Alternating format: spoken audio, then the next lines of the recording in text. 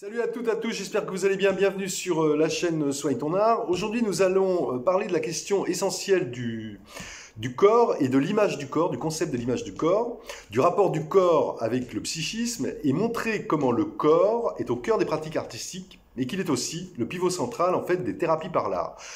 Très vite, ce qu'on peut dire, très brièvement, c'est que le corps est un élément essentiel de l'être au monde, que lorsqu'il s'exprime, en fait, tout un langage inconscient se révèle. Donc, ça nous intéresse particulièrement. Alors, au sommaire de cette vidéo, le rapport entre le corps et le psychisme, brève introduction, bref historique de l'unité corps-psychisme, ensuite le corps pivot central, donc des thérapies par l'art, ensuite l'expression créatrice pour faire parler le corps, l'expression créatrice aussi pour soigner les troubles psychomoteurs, enfin, nous terminerons par le concept d'image du corps de Schilder.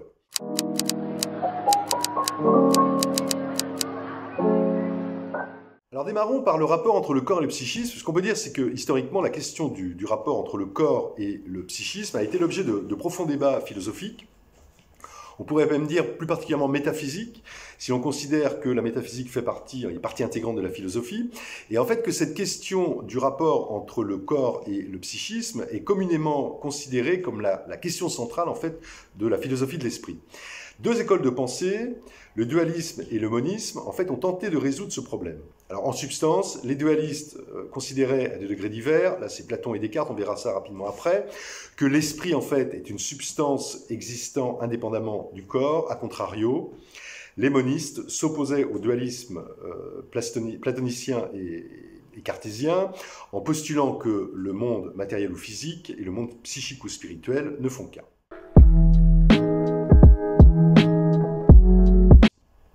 Ce qu'on peut dire, c'est que pendant la Grèce antique, Platon fait une distinction assez nette entre l'âme et le corps, et il compare en fait la relation entre les deux à un attelage. Après lui, Aristote, donc, qui fut son disciple, va faire évoluer cette question, et dans son traité de l'âme, Aristote en fait relie le corps et l'âme en postulant que l'âme et le corps donc ne sont plus deux réalités distinctes, mais une seule et même substance qui a pour matière le corps et pour forme l'âme. Et au sujet de l'âme, en fait, Aristote écrira que l'âme est l'acte premier d'un corps organisé. Alors si on fait un grand bond en avant, beaucoup plus tard, au XVIIe siècle, deux grands philosophes en fait vont s'opposer sur cette question majeure. D'un côté Descartes, qui fait une distinction très nette entre deux ordres de la réalité, à savoir la pensée et la matière. Selon Descartes, nous sommes composés de deux natures absolument distinctes, l'âme et le corps. De l'autre, Spinoza, lui, refuse à l'esprit humain le statut de substance. Et en fait, selon Spinoza, l'être humain est défini comme l'union en fait de deux modes, un corps et une âme, et que ces deux identités sont fondues en fait dans une identité essentielle.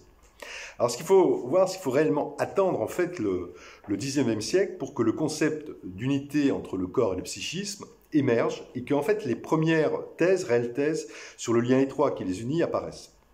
Alors en psychanalyse, ce qui est intéressant, c'est que Freud construit sa théorie sur l'idée d'un dualisme des pulsions et d'un conflit dynamique entre les pulsions, particulièrement les pulsions de vie et de mort, mais Freud relie de fait le corps et le psychisme. Et plus particulièrement l'un de ses élèves, Alfred Adler, va travailler sur cette question de l'unité corps-psychisme et va développer une théorie selon laquelle les mouvements du corps sont le reflet de l'inconscient et sont révélateurs en fait des expériences traumatiques. Et ça, ce qu'on peut voir particulièrement, par exemple, en danse-thérapie, et ça nous intéresse particulièrement dans les thérapies par l'art.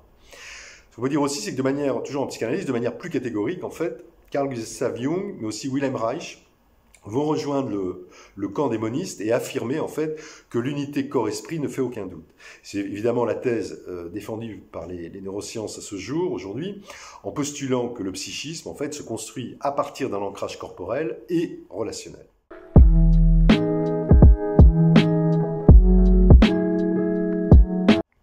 Alors, voyons maintenant le corps, pivot central donc des thérapies par l'art. Alors, ce qu'on peut dire, c'est que dans le champ des thérapies par l'art, le corps, effectivement, peut être considéré vraiment comme le pivot central, parce que si on considère que les thérapies par l'art offrent la possibilité aux personnes accompagnées de retrouver leur autonomie à travers la création artistique, alors leur visée thérapeutique, la visée thérapeutique des thérapies par l'art, c'est notamment de permettre en fait une expression du corps, des corps, afin d'entrer dans un processus de création pour notamment produire des gestes et des formes qui ont valeur de langage. En d'autres termes, ce qu'on peut dire, c'est que le langage prend racine dans le corps et que le corps est ce par quoi le langage se manifeste.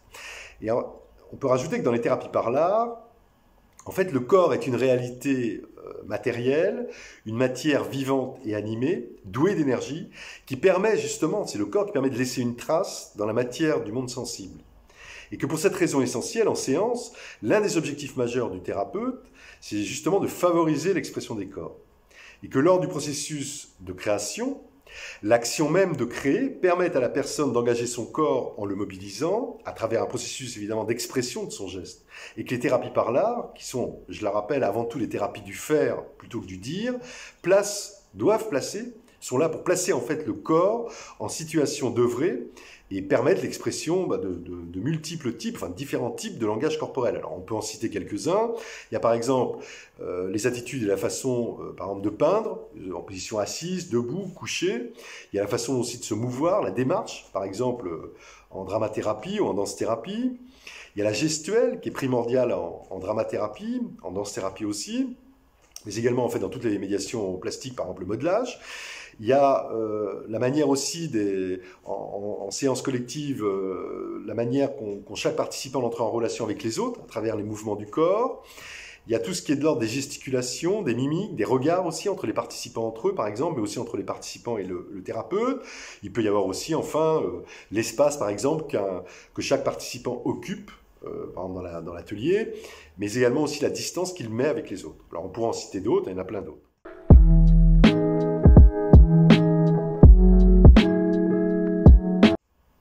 Voyons maintenant l'expression créatrice pour faire parler le corps. Ce qu'on peut dire, c'est que les langages corporels sont très parlants et qu'ils disent beaucoup de choses fondamentalement. Ils peuvent renforcer, accentuer la signification du langage oral, ils peuvent aussi en dépasser la portée et parfois même aussi ils peuvent le contredire. Mais ils peuvent aussi et surtout, en fait, les langages corporels remplacer le langage parlé. Et c'est ça qui nous intéresse aussi dans les thérapies par l'art. Et que toutes les médiations artistiques, quelles qu'elles soient, à des degrés divers, sollicitent le corps, donc d'une façon ou d'une autre, et permettent l'expression des conflits inconscients. Alors en peinture, je renvoie à l'action painting, au dripping, à l'action painting particulièrement. J'en ai déjà parlé dans d'autres vidéos, qui est évidemment la forme la plus, on va dire, la plus corporelle, dans le sens où l'acte de peindre est en premier lieu un acte physique, et qu'il permet en fait d'exprimer à la fois les impulsions physiques et psychiques. Dans un autre ordre d'idée, le modelage de l'argile, par exemple, peut se transformer en un véritable corps à corps entre le corps du participant et le bloc d'argile. Mais évidemment, ce sont peut-être les médiations, ce qu'on appelle scéniques, alors le mime, la danse-thérapie, la dramathérapie aussi, qui permettent aux participants de s'exprimer le plus à travers leur corps dans son intégralité. Le land art aussi, quand on crée dans la nature.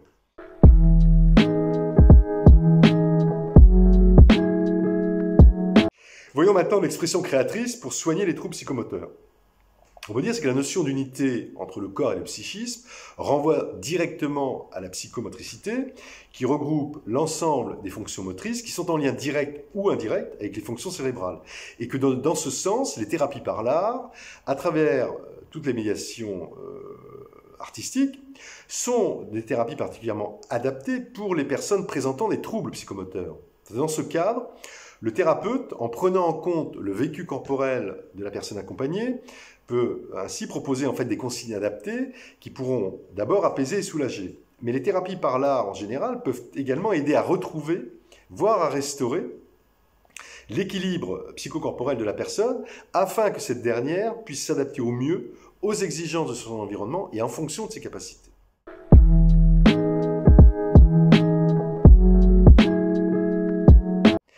Finissons maintenant par cette question essentielle de ce concept en fait de l'image du corps.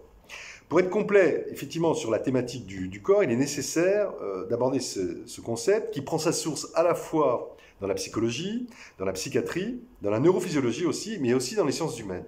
En fait, pour en parler, on peut démarrer par un neurologue anglais à la fin du XIXe siècle, Henry Head, qui a posé en fait la question du corps en termes cliniques à partir de la notion de schéma corporel. C'est lui qui a commencé à introduire cette question, et selon Head, le cerveau humain en fait contiendrait un modèle interne représentatif des caractéristiques, on va dire, et des grandeurs en fait biomécaniques du corps qui nous permettraient en fait de situer notre corps dans l'espace et d'avoir ainsi une représentation topographique de notre corps sans laquelle nous ne pourrions pas nous mouvoir. Et je cite ces travaux sur le schéma corporel de Hedd parce que c'est à partir de ces travaux de Hedd, mais aussi à partir de l'idée de Freud, selon laquelle l'ego est avant tout un moi corporel, que Paul Ferdinand Schilder, donc un psychiatre et psychanalyste autrichien, va développer cette fameuse notion, ce fameux concept d'image du corps, en postulant particulièrement que le corps n'est pas qu'un objet physique, mais qu'il est aussi et surtout la manifestation principale du soi. Et selon Schilder, en fait, le corps a une conscience et l'image du corps humain, c'est l'image de notre propre corps que nous formons dans notre esprit, autrement dit, la façon dont notre propre corps nous apparaît à nous-mêmes. Et ce qui est très intéressant, en fait, à travers ce concept, c'est que Schilder va distinguer 3 aspects de l'image du corps. Le premier, selon Schilder, c'est le corps perçu. Le corps perçu, en fait, renvoie au schéma corporel, alors qui va s'élaborer à partir de tout ce qui est des perceptions cutanées, musculaires, tendineuses, etc. Et que ce schéma corporel, en fait, se précise dans le mouvement, tandis qu'il se délite dans l'immobilité.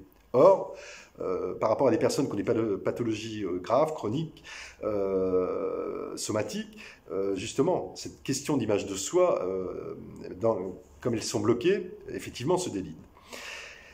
Il y a ensuite ce que Schilder, toujours dans l'aspect de l'autre aspect, le deuxième aspect de l'image du corps, il y a selon Schilder ce qu'il appelle le corps social. La vision que nous avons des corps des autres interfère avec notre propre image du corps et que par le processus empathique, nous sommes capables de ressentir ce que ressentent les autres. Et que parfois, un corps très différent de notre propre corps va créer, par exemple, un sentiment d'étrangeté, voire d'inconfort. Ce qu'on peut dire, c'est que, par rapport à cette question d'image du corps, c'est que dans le cas d'une mauvaise image du corps, qui influe donc directement sur la confiance en soi, mais aussi sur l'estime de soi, l'expression artistique, le processus de création, l'acte de créer, donc les thérapies par l'art, par la mise en mouvement du corps, peuvent permettre particulièrement justement de travailler sur une restauration de cette image, et peuvent en fait s'avérer très opérantes. En fait, l'apparence corporelle peut notamment être revisitée, en se confrontant à son image spéculaire, donc à travers un miroir par exemple, donc tout ce qui est de l'ordre par exemple des portraits, des autoportraits sur pied par exemple, mais aussi à travers son image imaginée, alors à travers le dessin, la peinture notamment. En dernière analyse, ce qu'on peut dire, c'est que toutes les médiations scéniques, telles que la danse, le mime notamment, sont particulièrement efficaces car elles peuvent permettre particulièrement d'exprimer des blocages liés à des parties du corps non assumées et de fait permettent d'apprendre à les accepter, voire à les aimer.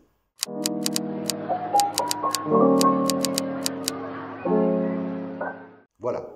Alors à lire sur cette question du corps et de l'image du corps, et bien justement, on finit par Schilder, donc l'image du corps de Paul Schilder, publié en 1968, Théâtre du corps, le psychosoma en analyse de Joyce McDougall, publié en 2003, également Le dialogue du corps et de l'esprit de Pascal-Henri Keller, publié en 2006, L'adieu au corps de David Le Breton, publié en 2013, Anthropologie du corps et modernité, encore de David Le Breton, publié en 2013.